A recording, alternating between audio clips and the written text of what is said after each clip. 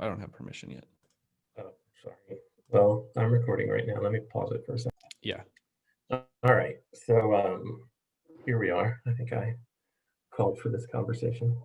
Yes. You've called a meeting, the Randos. I've called a meeting. I am Jess. Wait, no, I'm not. I'm Jeff. I'm Jeff P. And you're Jess P. I'm Jess P. It's funny because I recently watched your one-on-ones with Paul again.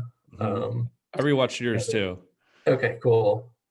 So it's funny because in one of them, when he opens it up, he even calls you Jeff, and then he switches it and says Jess. And we talked about this before. In my first one-on-one with Paul, I think still in the description he has my name spelled as Jess. Yeah, it's still there. Well, and he'll call me Jesse, and then Andrea the other day, Andrea with the bangs was like, your name's not Jesse, is it? I'm like, no, it's Jess. She's like, Paul calls you Jesse. I'm like, I know. Line of David and all. What is it? Is it root of Jesse? Sprout? Yep. I don't know. Yep. Sprouting from the root of Jesse. Yeah. So I think it's interesting because I think it was your second conversation with Paul that I referenced in my first conversation with Paul, and I couldn't remember your name. I just called you the gentleman that you spoke to who wanted to go to North Korea. That's how I referenced you. No.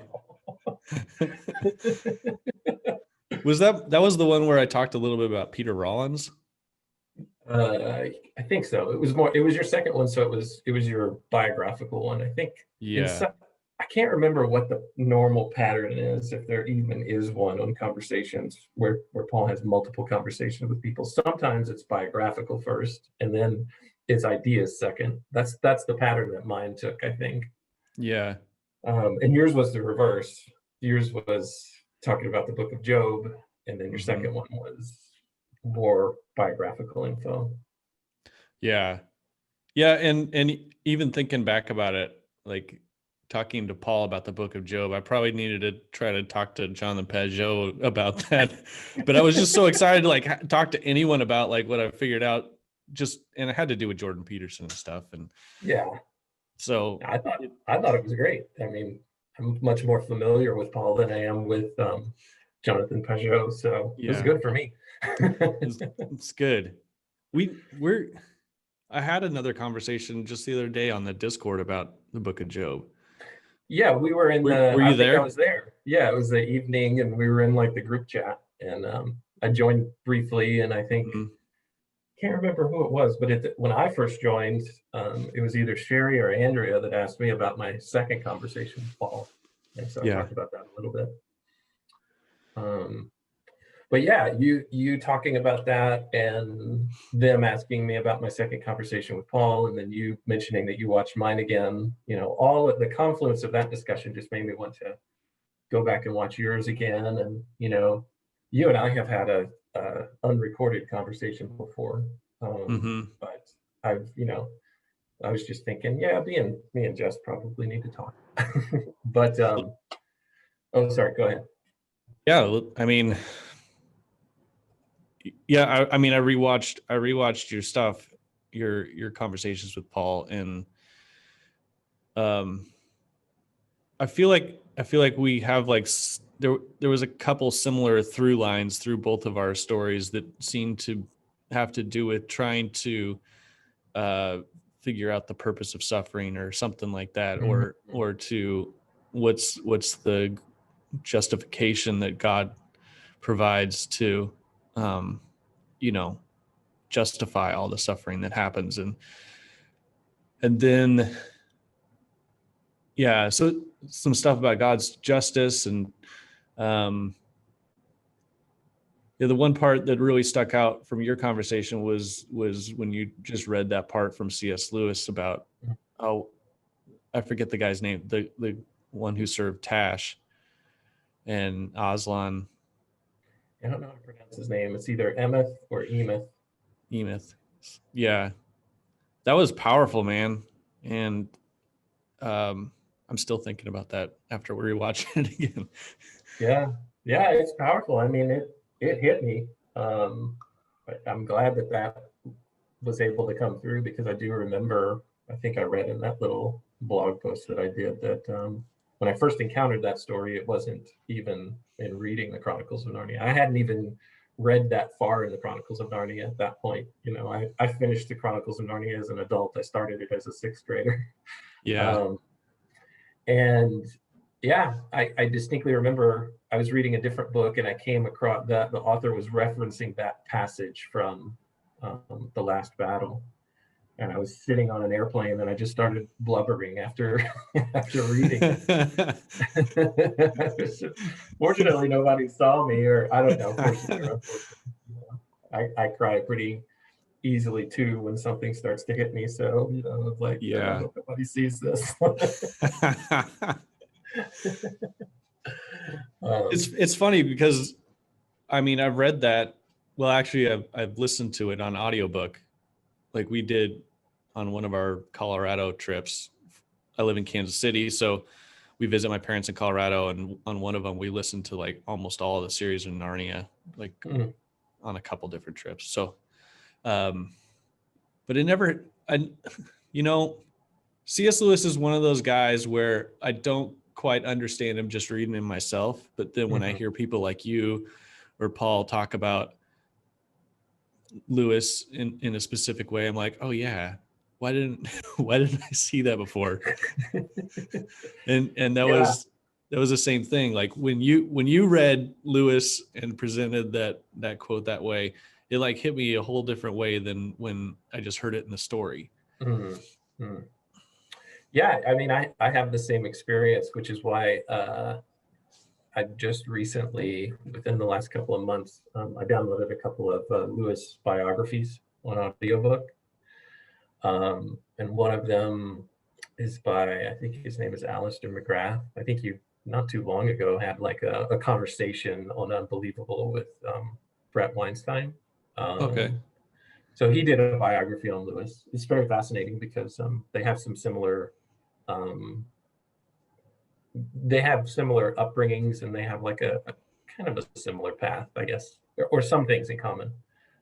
Alistair McGrath was born in Ireland and grew up in Ireland, and eventually went on to Oxford to become a, I don't know all the titles and everything, but he's a professor or something at Oxford.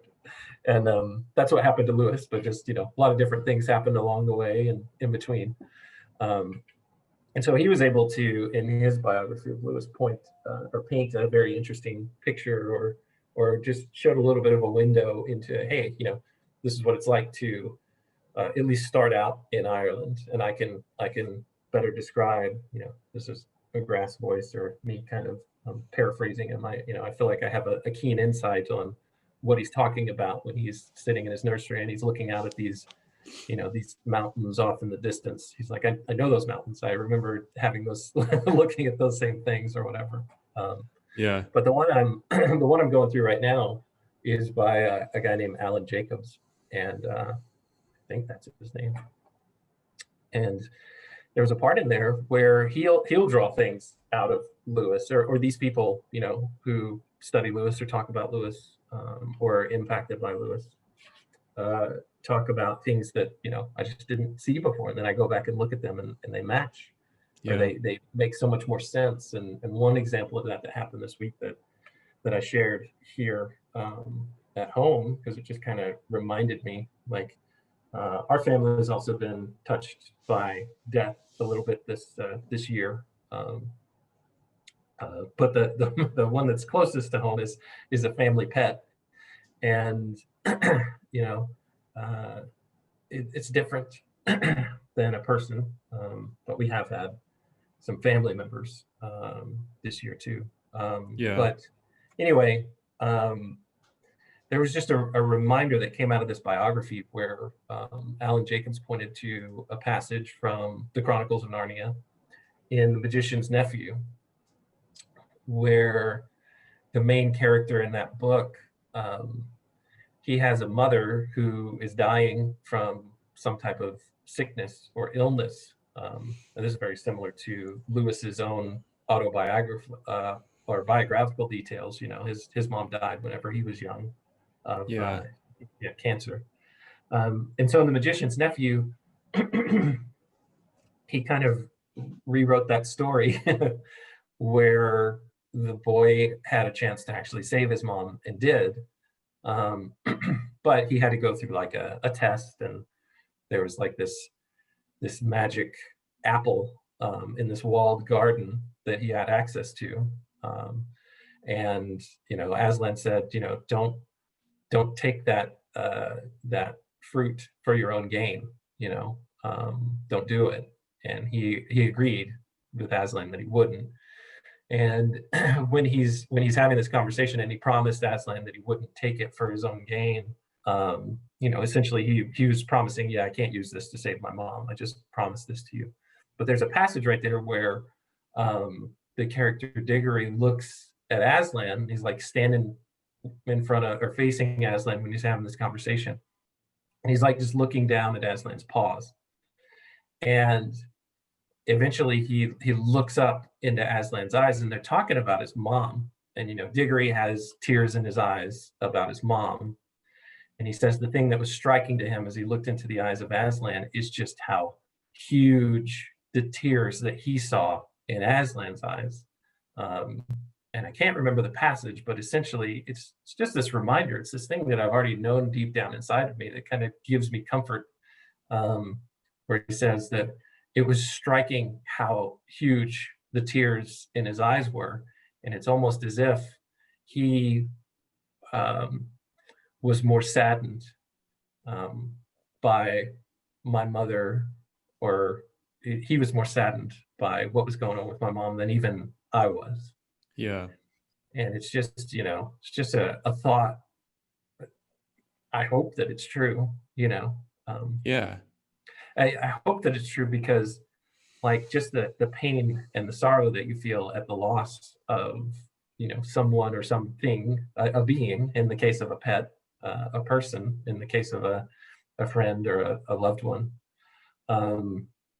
family member, is, as deep and as hard as the pain of the loss is, because you loved and cared for this person or this pet so much. Mine isn't even close. That's just a that's just a taste of how much God loves his creatures, Yeah. his creation, for that matter. And yeah, so I was thinking of something else that reminded me of your conversation, but I talked a lot there, so I didn't know if you had any thoughts. I mean, it's powerful that the death would be a loss to God. God would experience that as a loss as well. Mm-hmm. He's not beyond. There's, sometimes you think of God as some sort of stoic, infinite being that's sort of out there, but um, there is something really comforting, and I think it's true that the infinite experiences the loss of the particular, or the finite, when it happens. Like I think yeah,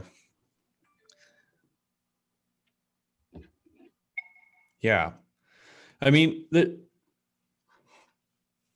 there's like since you were saying you wanted to talk about the book of Job, like God hints at this, like at the end of the book of Job, because Job confronts this insane suffering that he went through. Mm-hmm. And and like what I said when I talked to Paul, like why so God speaks at the end of the book. God speaks for 4 chapters, and one whole chapter is about Leviathan. Why is why is God telling Job about Leviathan? Because that's the chaotic potential that God has to confront to create everything from.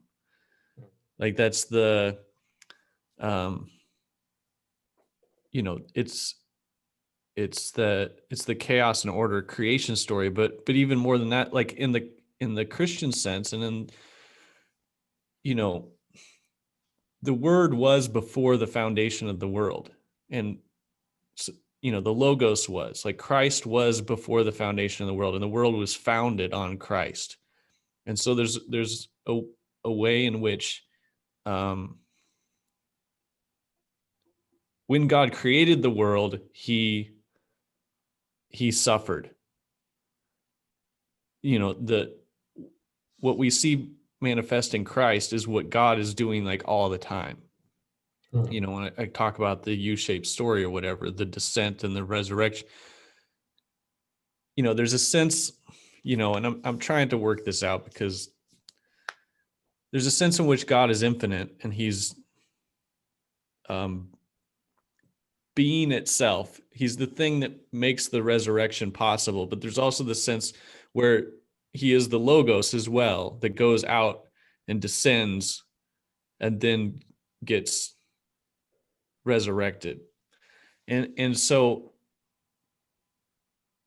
it, you know, it's a pattern of reality. You know, it's something that's always going on. God is always, you know, creating in this way. This is the only way that things get, the only way things are able to manifest themselves, you know, is through this process. And so, you know, I'm just like, yeah. So there's a way in which you could almost say like that God is always suffering, continues to suffer, and does so in this sort of creative process. And that, so at the end of the book of Job, when he's talking about his confrontation with Leviathan, he's like, Job, I've invited you into my world where all my children die and everything I have is taken away from me. And I hadn't thought about that. That's interesting. you know, it's not explicit. God doesn't, and so, but there's a hint of it in there, where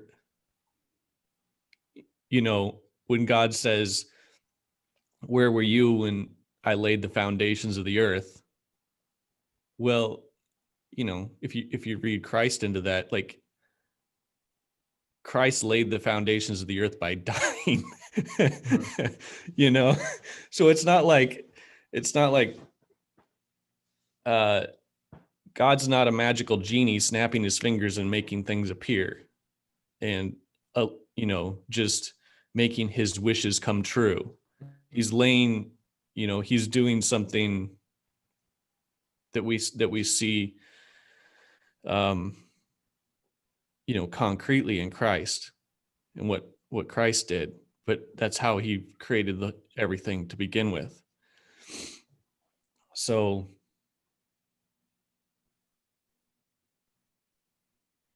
yeah. I have this this part of me that struggles with the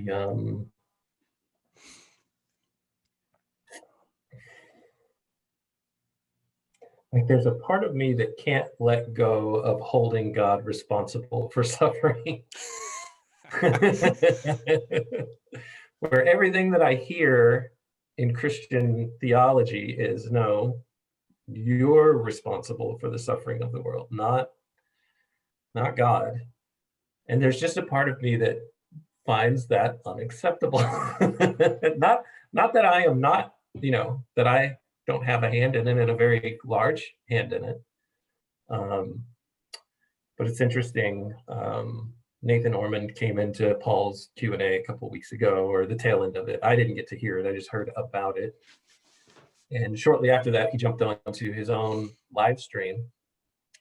And in that live stream, much later on down the line, it was like 3 hours or so.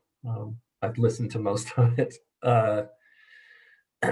There's a guy on there who I think he's involved in like atheists, like apologetics, YouTube community debates and that kind of stuff. I think his name is Doug Pinewood.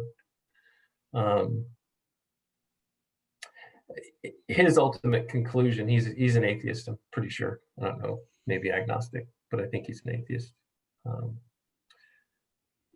His main point that I inferred was, you know, God knows everything. God knew all this suffering was going to happen. It's more just for him not to have created at all. Right. That solves the problem. And I'm like, I'm sure there are good ways to argue with that, but there are parts of me that very much, you know, am sympathetic to that. Oh yeah.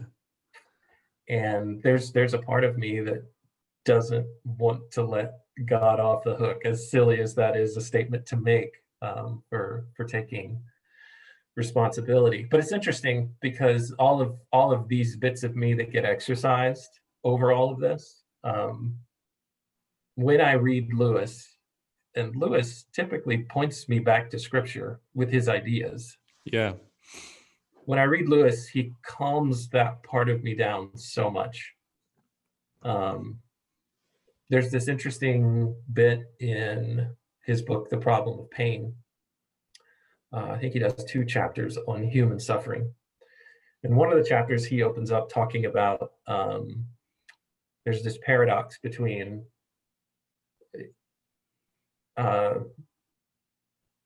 what does he say?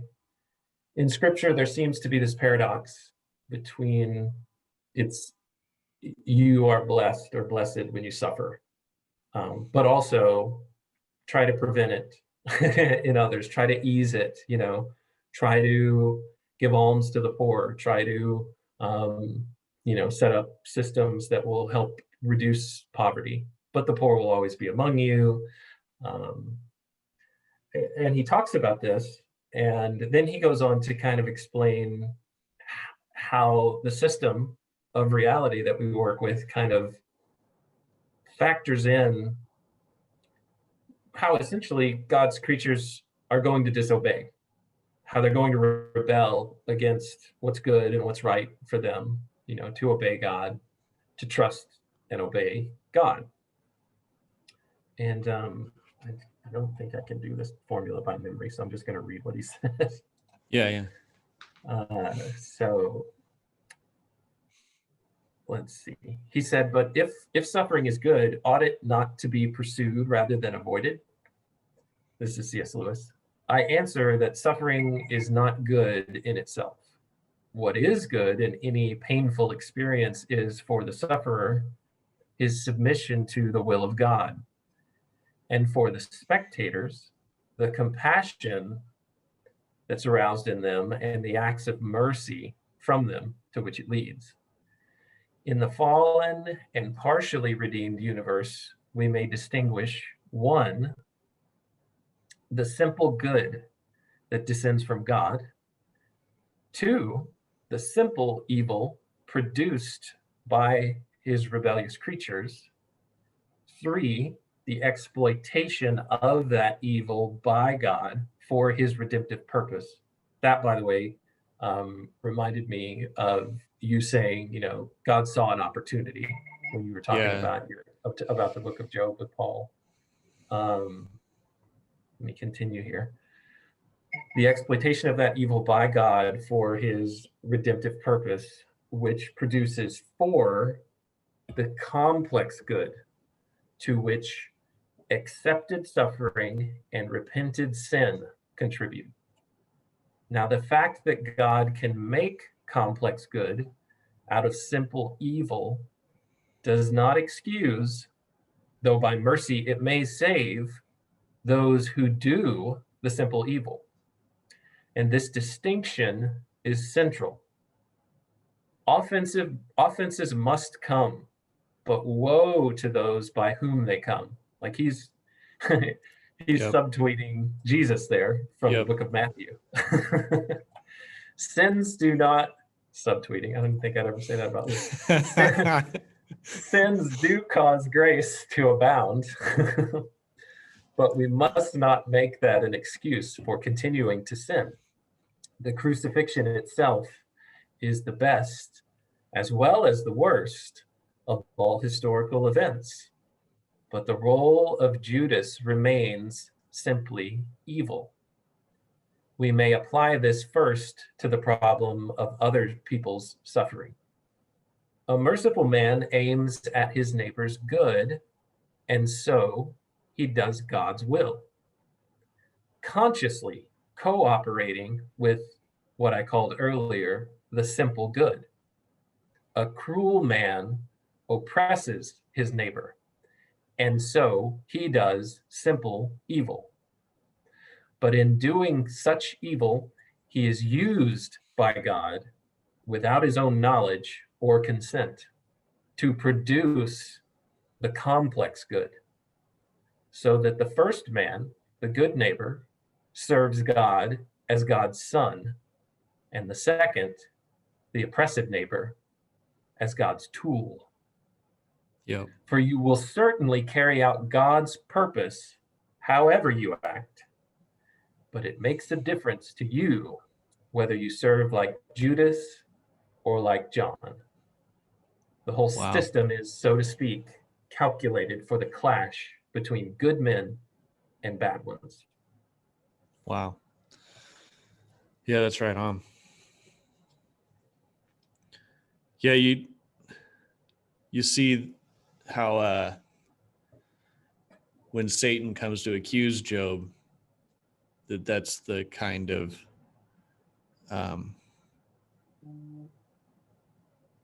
the kind of dynamic at play where Satan wants to, I think about it as, I think I said this in the talk with Paul, was that like Satan wants to hurt God, but he can't because God's infinite.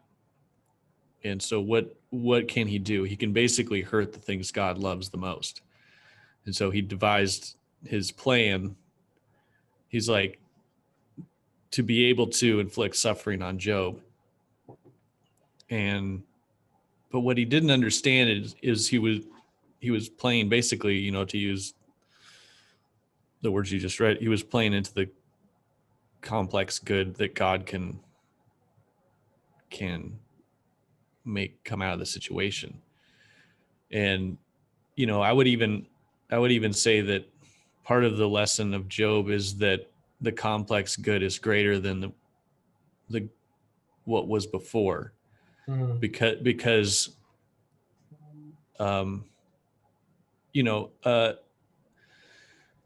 a good man doing good things and good resulting is kind of like Job. That's the beginning of Job. It's basically describes Job's life. He was a good man. He was the best of men. He was rewarded for it, and everything was just sort of going along smoothly. But what made Job greater was when everything fell apart and then he remained righteous. He didn't curse being. He didn't what he didn't it's hard, I don't know, it's hard to say exactly what He didn't what the line is there. he didn't give up on existence. That's one way of saying it. Some people might say he didn't give up on God. Like I've gone through some really from my perspective, I was about to say some really rough things in my life. People have gone through much rougher things than I have. I have no doubt about that. But some of the hardest periods that I've faced, which are the only ones that I've experienced myself, so they were pretty rough compared to the other things I've experienced. I remember like I was praying for things to work out for me to get what it was that I wanted. And I remember sitting there in it, just wondering, okay, well, if you don't get what you want, are you just done with God at this point? Are you just gonna say, you know what, I've had enough? And I think the story of Job paints a picture of a person who didn't do that, who didn't say, Yeah. what is it? I think there's a line in Job, like, though he slay me or something like that. Yeah. Yeah. Something like, I mean, one of the ways that it's interpreted, and I think that I've interpreted it, whether it's right or wrong, is, God will allow these things to happen to me, but I'm not going to let go of God no matter what, Yeah. Some people don't like to read that as, well, God's not doing bad things to Job. God's not doing these bad things to me. And this is where that part of me says, well, hang on. If God's not the one that can either allow or keep these things from happening to me, then who is? Yeah. If I can't protest to God and even like point the finger as a little ignorant child and blame God for these things, then who can I point it at? I can point it at myself. That's what, some wise people have said. And, G.K. Chesterton, I am the problem. Whether that's true, whether that's an anecdote, whether that's apocryphal about G.K. Chesterton or not, the point is taken. And it goes into Petersonianism. I'll coin that. Like, let me get my house in order, and who knows? God only knows how much of a better reality will start to manifest. Yeah. And so, there's just always this tension that I struggle with. Peterson talks about how you should strive to be the one who is able to, other people can rely upon at your father's funeral. Yeah. And it's such a powerful statement because it's simultaneously trying to become, as well put together as you can be and as strong as you can be during the worst tragedy at the same time. He's like that's what you should strive for. Like, he didn't say like you should strive for being totally at peace with everything and having no a more Buddhist idea of just like letting things be and not getting attached and all that stuff. And there's none of that kind of sentiment in it, where he's just like, no, during the worst tragedy, try to be the person that other people can rely upon. Yeah. And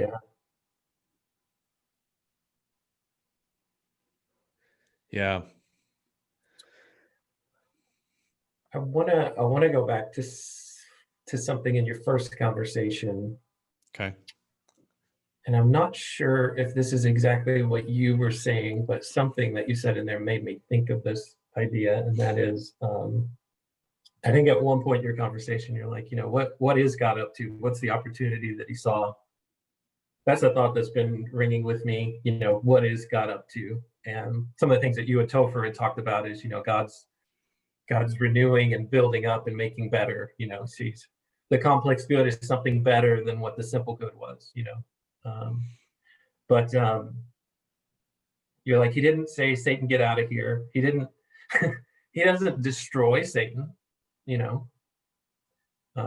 uses Satan like a tool. He uses Satan like a tool, and it's interesting. Like, I'll get into heretical waters here, I'm sure, but I don't think I'm certainly not the first one who has talked about this. Well, I know for a fact. I'll join you shortly. Yeah, join me in the heresy boat. I'm gonna run all over the place, but I'm gonna try to keep this bounded in a circle of a point if I can. I have trouble with that sometimes, but let's do it.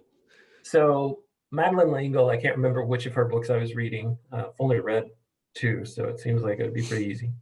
she wrote a set of books called the Genesis Trilogy, and it's hard for me to describe what it's about. But there's a part in there where she talks about either she hopes or some hope when you're thinking about the goodness of God. that God could even restore Satan.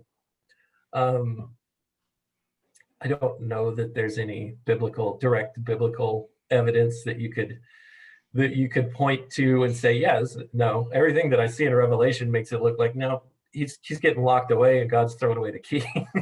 But just for a second, Right. to head in this direction, like as I'm thinking about the pain and the suffering that's in the world, there are things that you could point to and say, well, I'm not sure how much of that is really, man-made.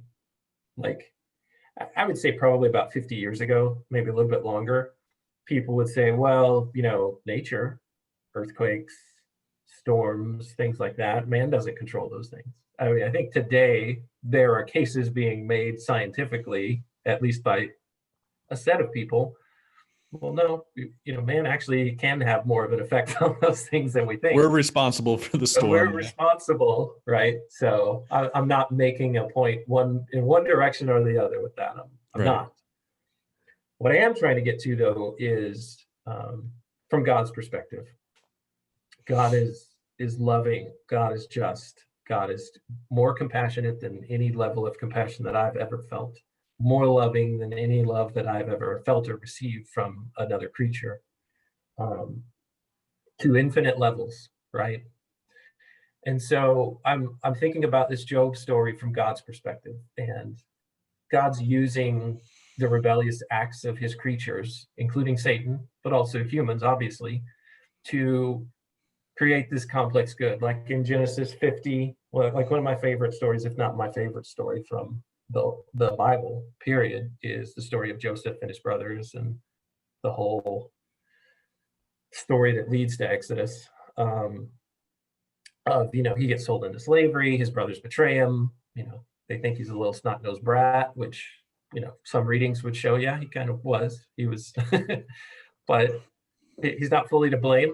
The way he was raised kind of helped him get into that position of feeling like he was the chosen one, et cetera, et cetera. And then, God kind of helped prove that out with the way that the story played out. But anyway, the point that I'm getting to there is, I think it's, I looked it up last night. It's in Genesis 50, verse 20, where his brothers are just like, please don't let us die. We're throwing ourselves to your mercy. We know we did horrible things to you. And he said, no, what you intended for evil, God meant for good. And Mm-hmm.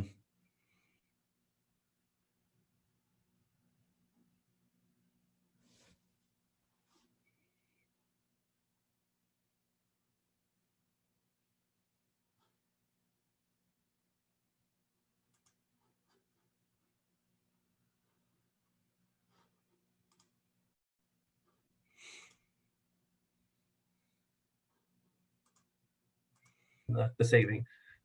But God at these infinite levels of goodness and love and mercy and compassion and justice, there's a part of me that thinks, okay, here's where I'm running all around. I'm already doing it, but I'm going to do it again. Okay. I've mentioned this in another conversation somewhere, but I think it was around 2011, 2012, people can fact check me, that the first Avengers movie came out.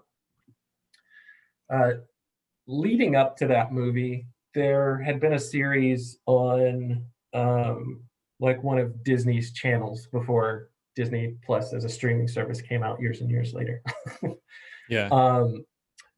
Called The Avengers, Earth's Mightiest Heroes. So I started watching that show getting ready for the Avengers movie, because I was like, well, I never read any of those comic books, so I really don't know a lot about the Avengers. Let me just learn it from this cartoon.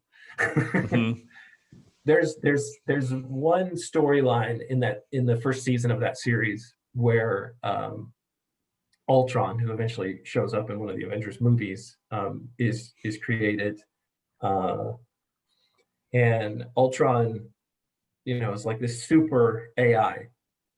And one of the things I think that he's programmed to do is to ultimately do what's best, what the best possible good is. And he finally reaches the conclusion that, well, all of the evil and suffering in the world comes from humans. So I just need to eliminate all of humanity. Right.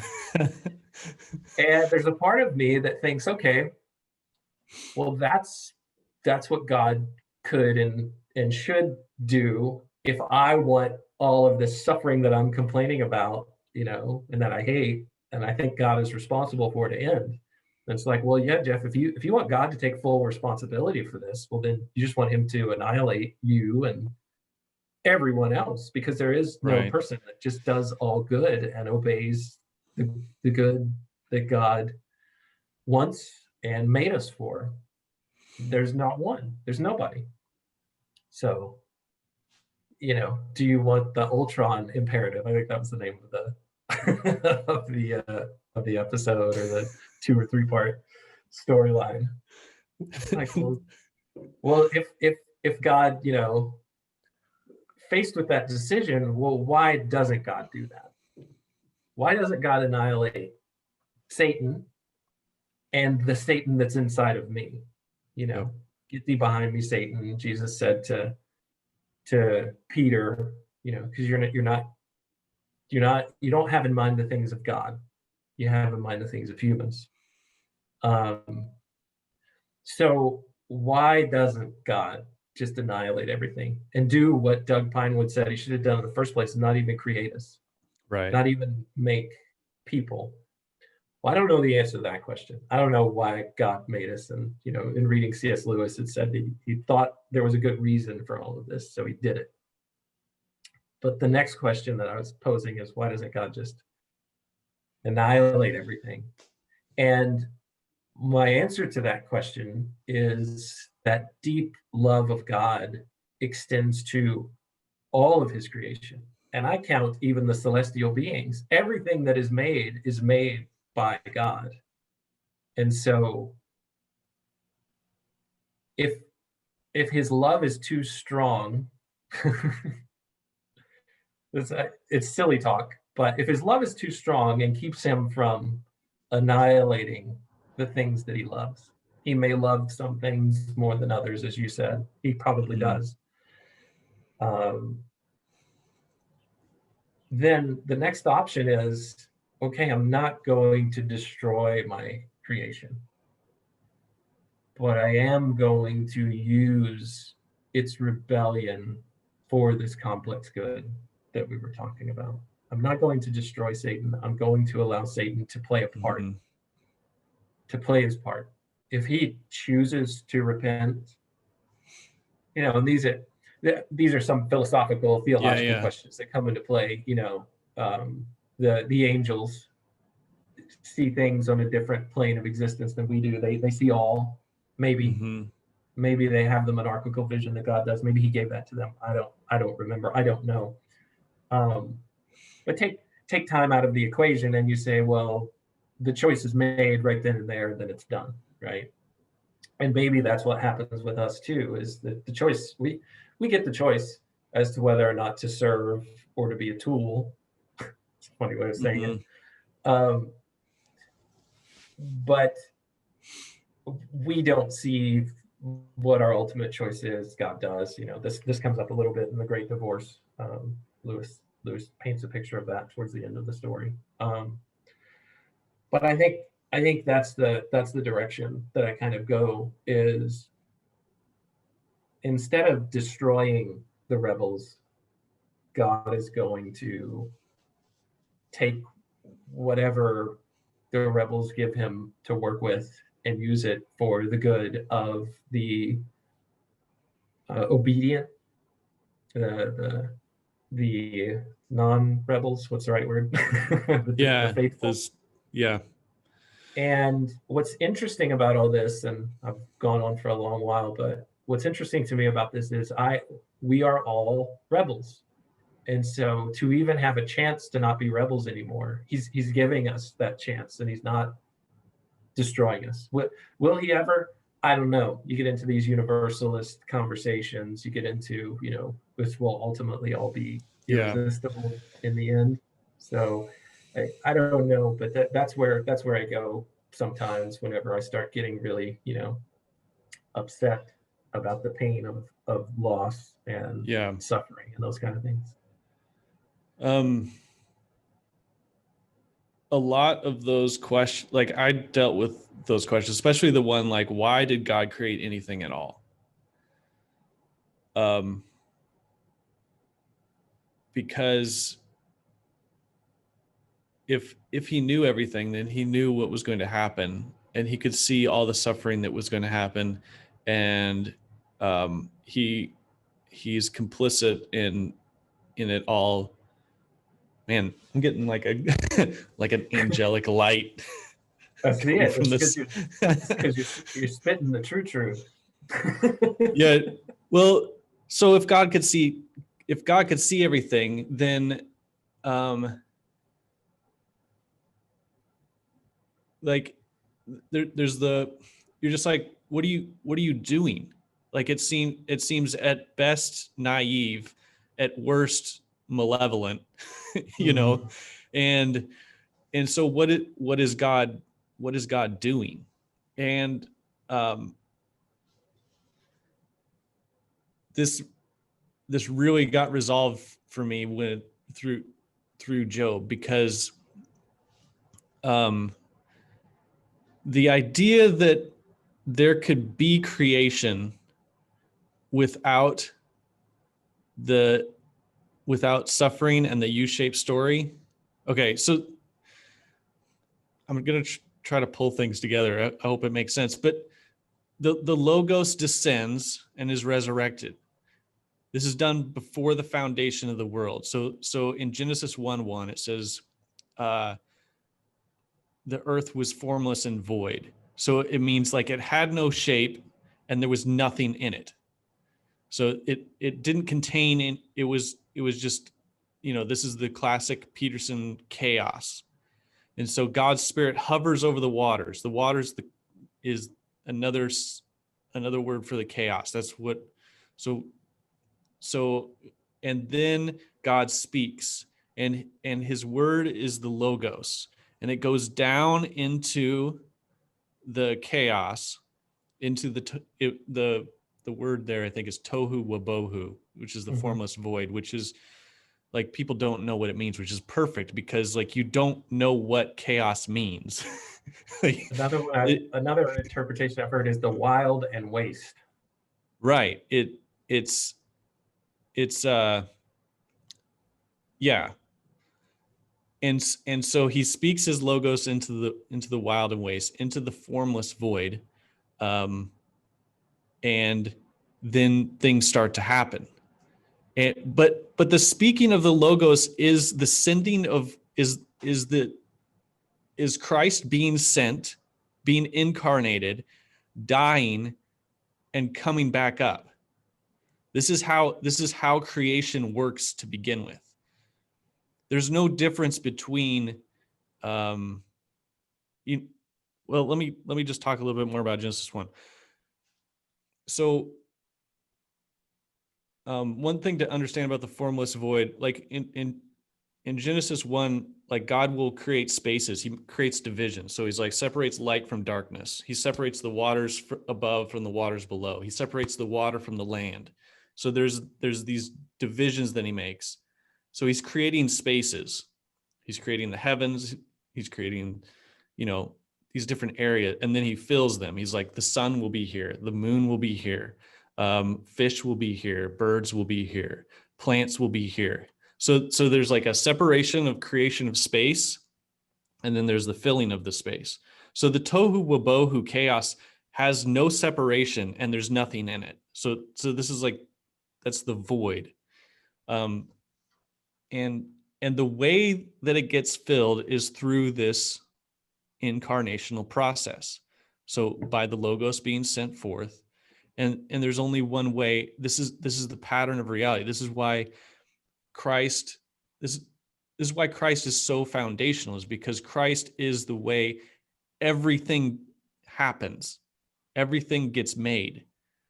There's no, it's for me, there's no division between how the earth was created and how it was redeemed. It's the same process. God's just dealing with a different kind of chaos at that point. we became the formless void, where we had nothing inside of us and nothing. And so he's like, all right, I'm doing it again. I'm going to do this thing again. This is what he's always up to. This is what he's always doing. And so there's no, to imagine there's God the creator and then God the redeemer, that those are different. It's the same exact process to create and to redeem, to make a new creation, to form the world and then also renew it. So like once I understood that, then the question of like, why would God create this to begin with kind of goes away, because he had to do that to create. So he's already neck deep in it.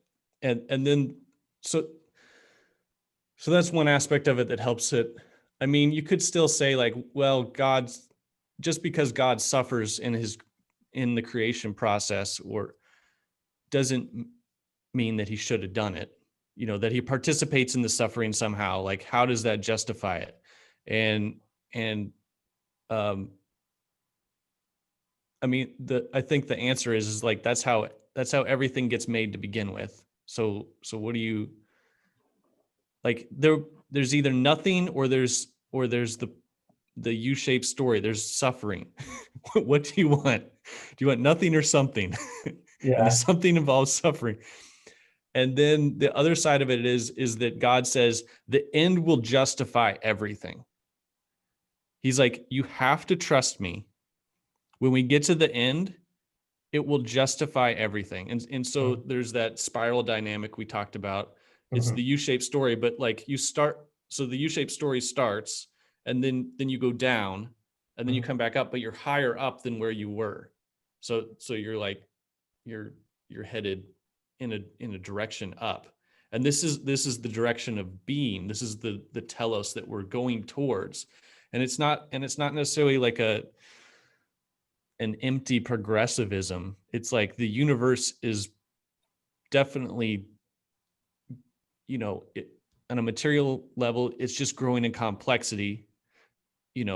Consciousness appears out of it. Like there's some strange stuff. Like, what is the universe moving into? So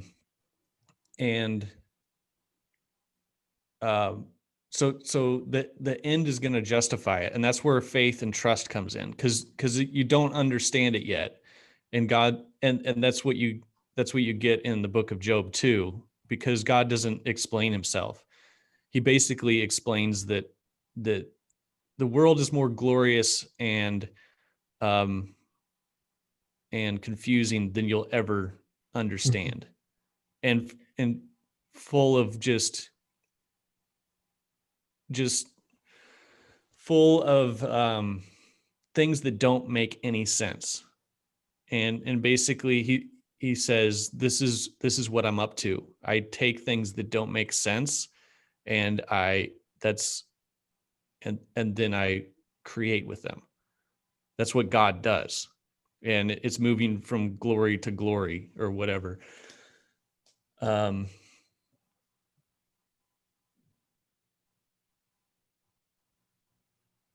Yeah. You said there, it comes down to trust,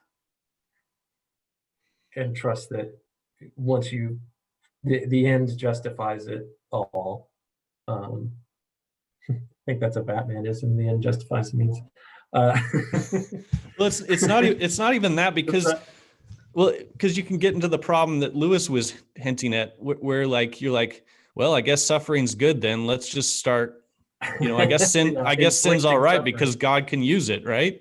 Yeah, we can make all kinds of complex goods, and we can make all kinds of things happen. There's an error there that it's probably the error of original sin, where you're like, oh, I will harness this process. Right. You're in the process. You're part of it, and you have to cooperate with the process. You don't get to harness the process. Right. And and that might be, and that comes from, maybe that is part of original sin, is trying to get knowledge of good and evil and use that for your whatever purposes you want. Yeah. What was I thinking there? I can't remember, but the idea of we can't see it, and that's where trust comes into play. When you think about it, what are the other options?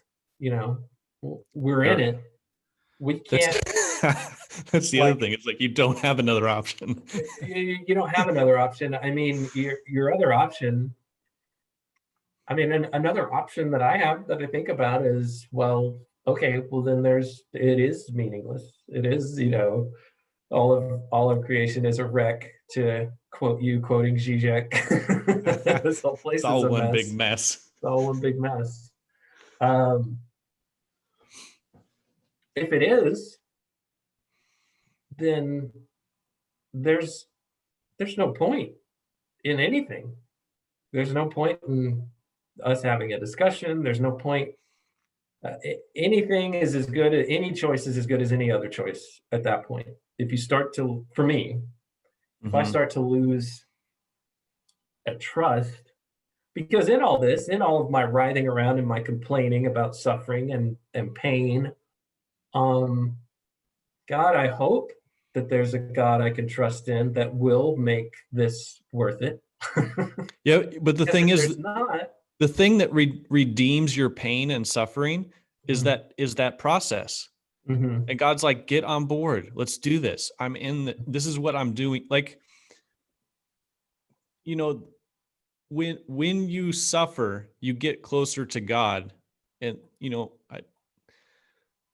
I don't remember what the verse is that, we share in Christ's sufferings or stuff like that. There's a sense in, like, the more you suffer, the more you understand I don't know, this is probably heretical. The more you understand God, because that's what he's doing. And it reminds me of Pajot. Man, Pajot's talk about Jonah. Man, that it ties right into this, because like Jonah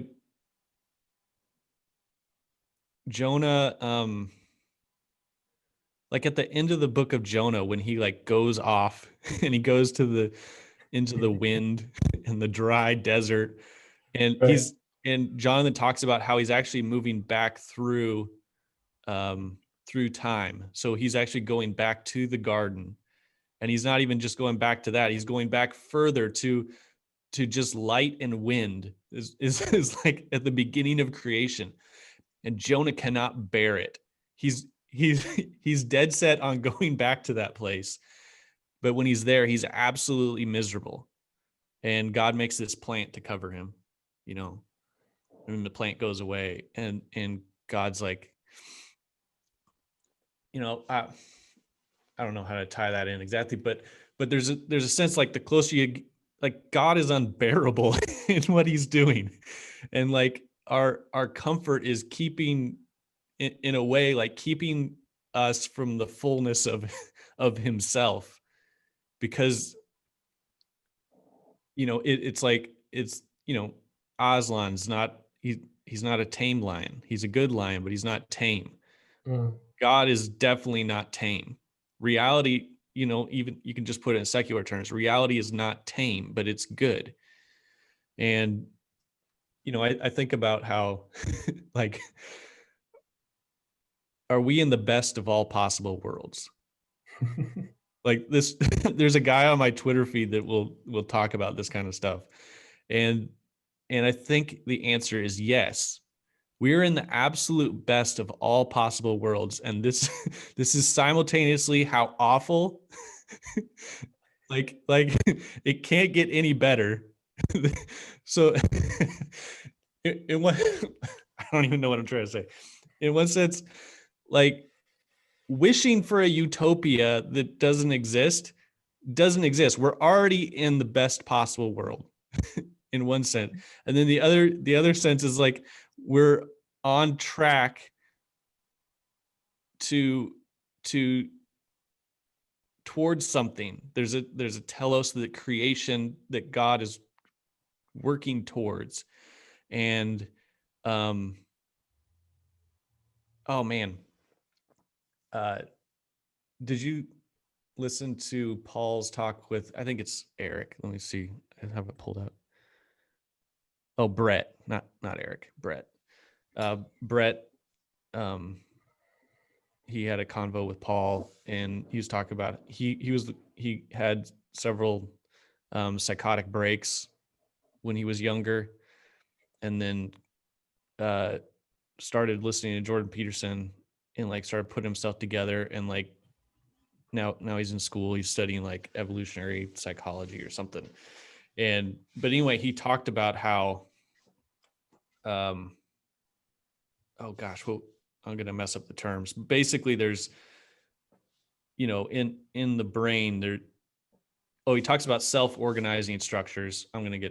This doesn't matter, but he was talking about how there's a rigidity, and then there's also like a fluidity, and both these cases are not good, and you basically transfer it into order and chaos, and the right way is some sort of there's a border between when ice turns into liquid and when liquid turns solid. There's this moment, and there's this dynamic there in that transition where energy is being transferred and taking place. And he's like, what was it? He was like, there's a way to, you know, he's trying to go right in that space, or self-organizing systems have to be in that space in order to not make either of those errors. And but it's basically just Jordan Peterson's chaos order, and then the meaning, the way you finding meaning through the middle way between too much order, too much chaos. So I'm trying to think how he put it together, but he talked about how a narrative, the only way you can figure out how to do that path is through a narrative explanation. So like events leading after one another. And then he talked about how so there's no like rule sets. What you have is a story that will kind of lead you through. Oh man, I'm kind of stumbling now. But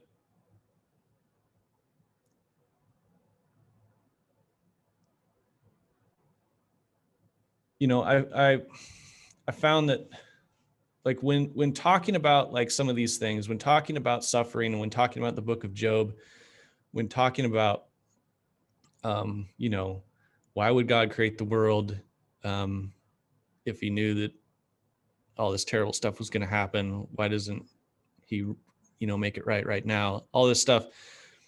There's no like any sort of answer that you try to give is kind of falls flat. You'd be like, well, God is just, or God is merciful, God is good, trust God, you know, like you can say those things, and you know, at times you can be tempted to do it, but the only way to like make sense of any of that stuff is to like walk through the story. Like so sometimes like I'll want to, you know, someone will say something like in the Discord, and it'll spark something, and I'll say it just straight out, like especially when I'm trying to describe something in the book of Job. I'll be like at the end, God's confrontation with Leviathan is about creation. And you're like, that just falls flat. But if you tell the story from the beginning, when you get to that point, it hits, and it hits hard. Like when, like if I walk through that, at the end of it, like I myself will be in tears, all choked up trying to get it out. And the thing is, the narrative has more power than the propositions. Mhm. The story enables you to stories are actually structured to thread that needle, to find that space between liquid and solid, to like a good story will do that, and there's no way to propositionally, like, you can work up the argument and whatever, but man, like, if you can tell the story correctly in the right order, those pieces just go tick tick tick tick tick tick tick, and they're all more powerful than just the propositions alone or just the pieces alone. And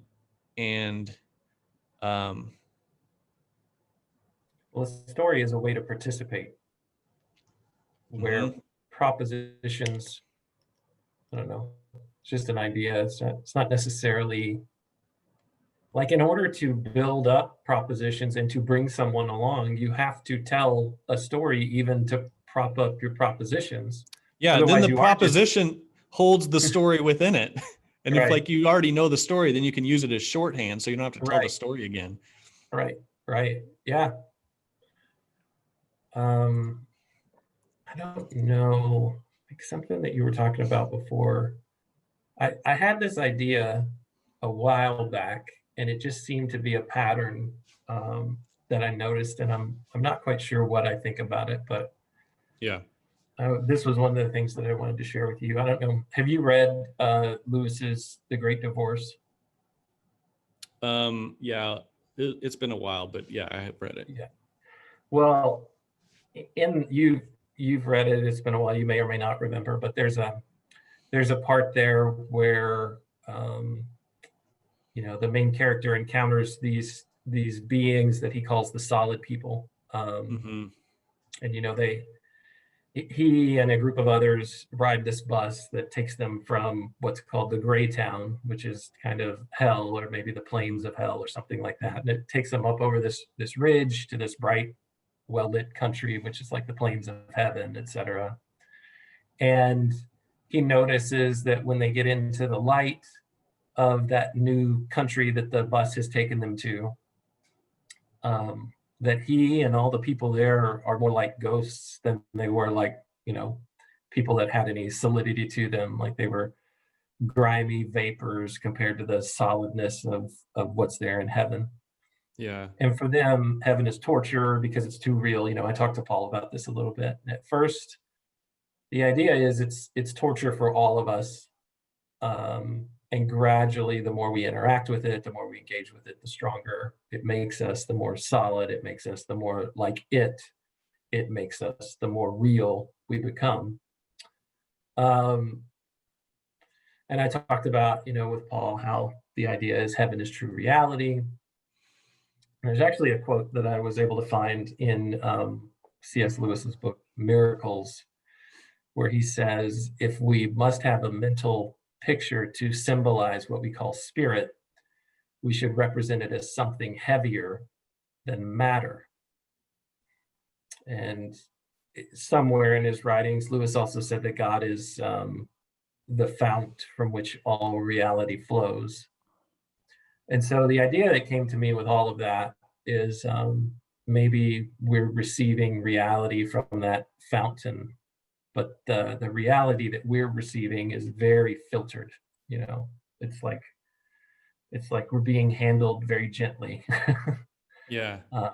And our eventuality is to face that stream of reality in its pure, unfiltered form. And so the pattern that got me to thinking about is, maybe we can imagine our current position in existence or in reality as like a training for the next level. This all ties into the U-shaped Yeah. story that you talk about, how you get to a certain place and then it gets broken down again, but you're built up stronger. We see this like in the theory of like weight training, and it Yeah. breaks down parts, but then it builds stronger. I don't know if I'm getting that right or not, but that's my conception of Yeah. how it works.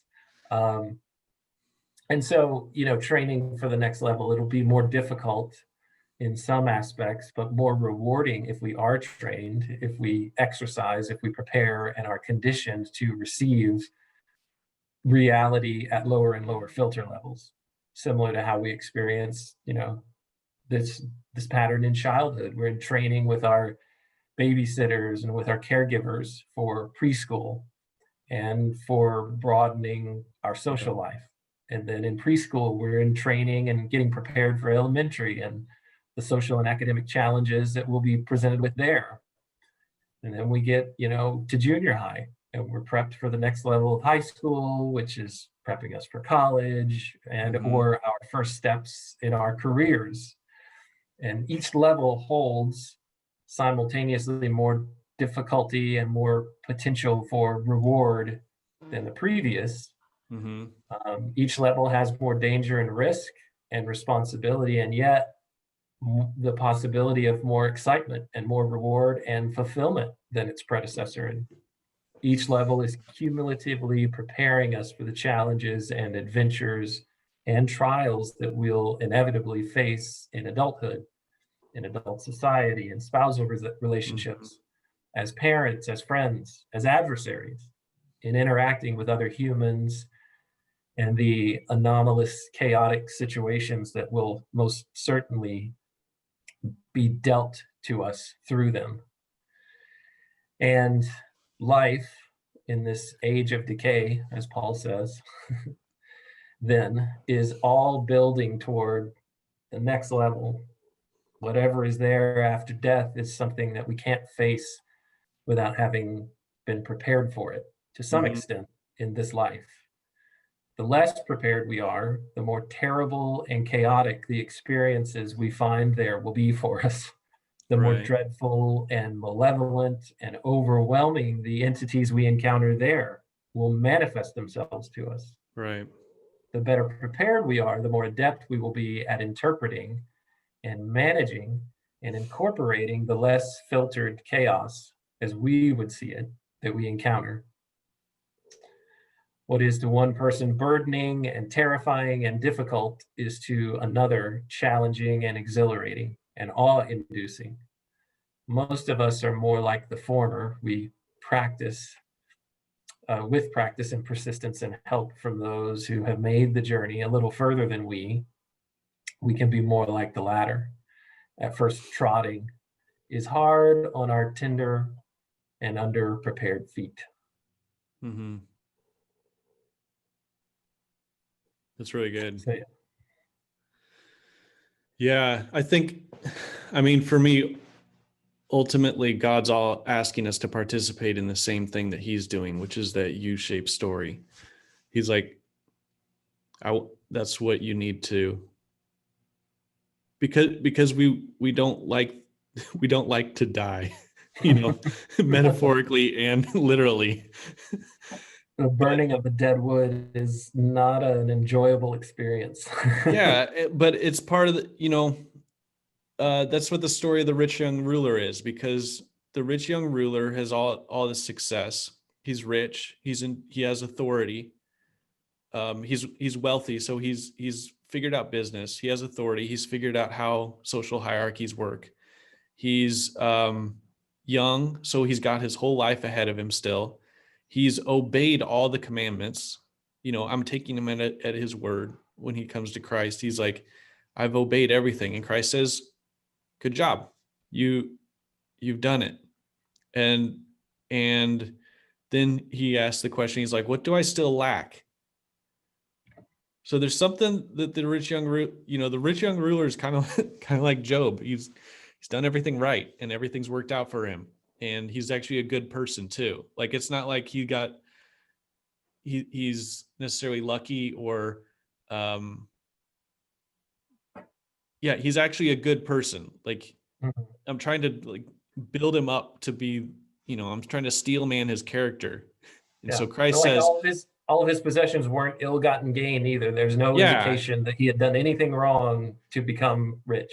He's the good rich guy that you all want to know, because if you knew him, he would help you out when you needed help. And he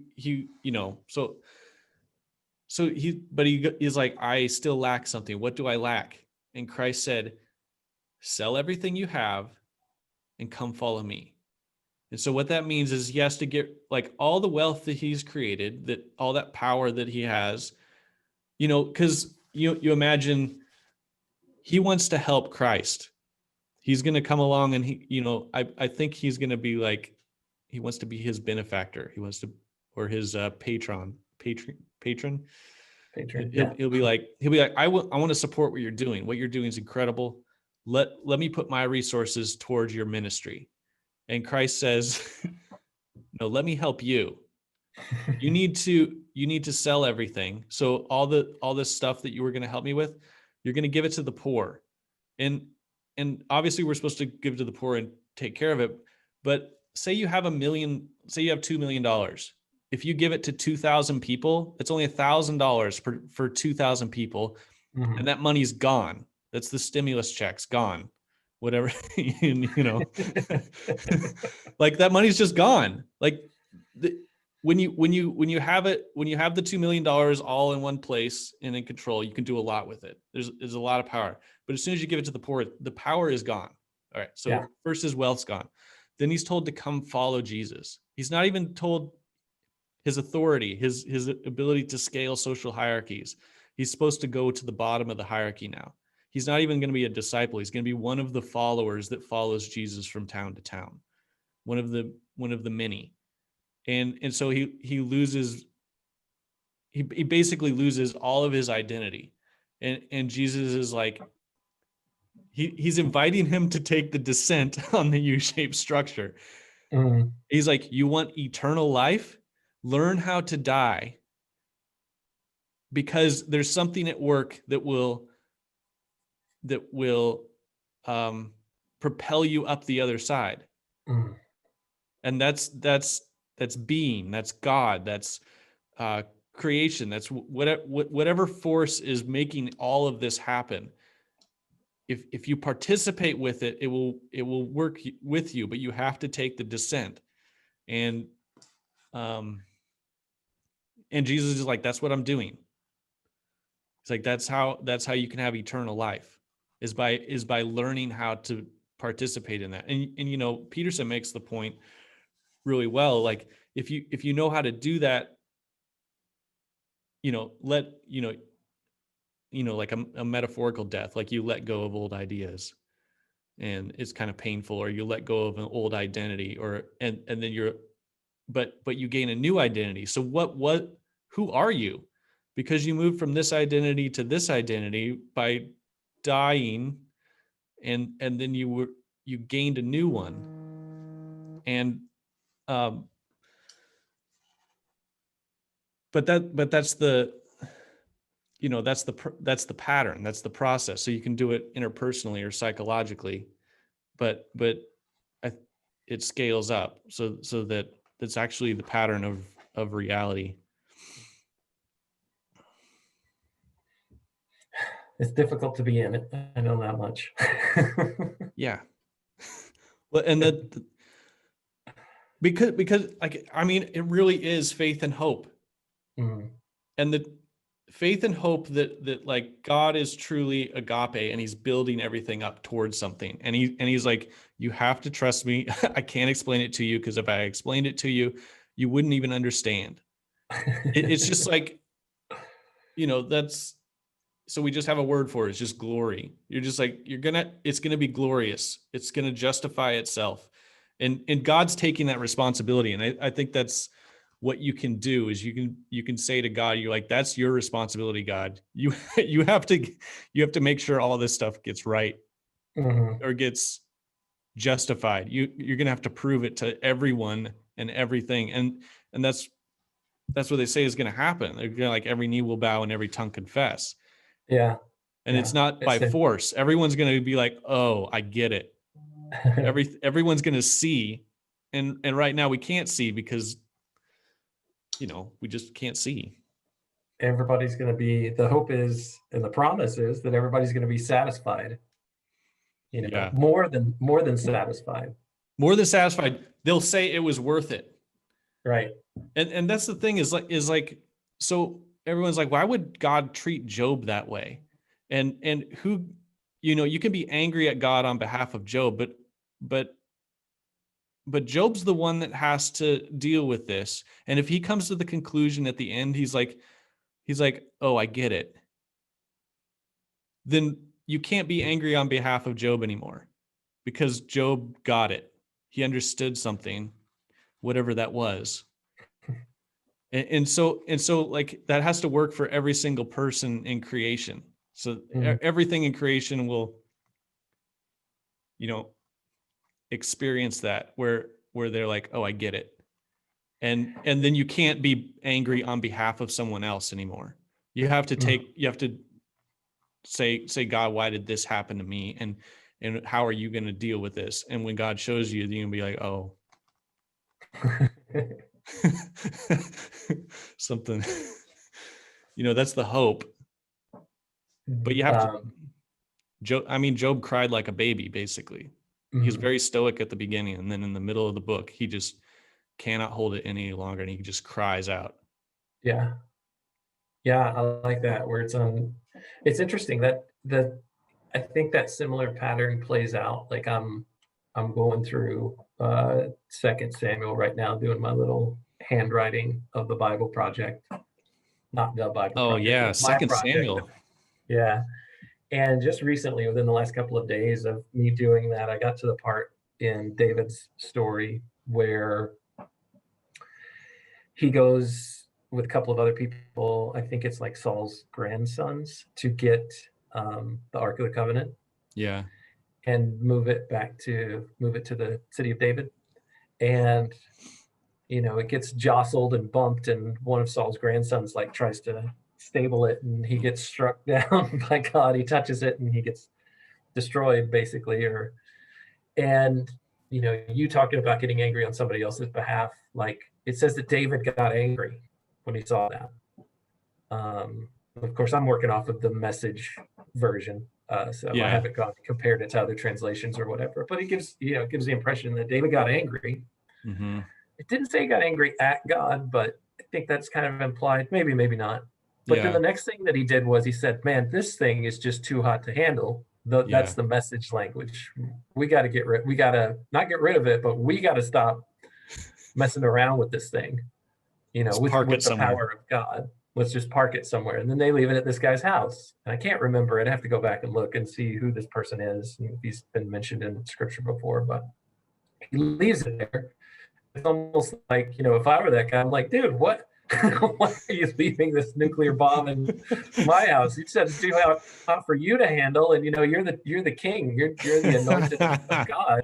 And it's too hot for you to handle, Yeah. But then he leaves it there, and like a month or something like that, he gets word that, hey, this dude is like completely prospering. He's getting hugely blessed by having this thing in his house and containing it or whatever. And so it's just like, it's back to that craziness, that we talk about in Job. That was one thing that it reminded me of, is this is just crazy. And then David's like, well, we got to go get us some of the blessing that thing gives. Let's get it and move it back to the city like we were planning to do in the first place. And so, bunch of different things weaving together there. But I was thinking about the anger that he felt toward, Saul's grandson getting killed. Might be getting that relation wrong. But then later on in David's story, it's no longer on behalf of anyone else. It's his own suffering that he's brought upon himself, but then it's also the grief that he's struck with of the child that he hopes lives, but ultimately doesn't. Yeah. And he, like Job, doesn't give up on God either. His tragedies aren't over.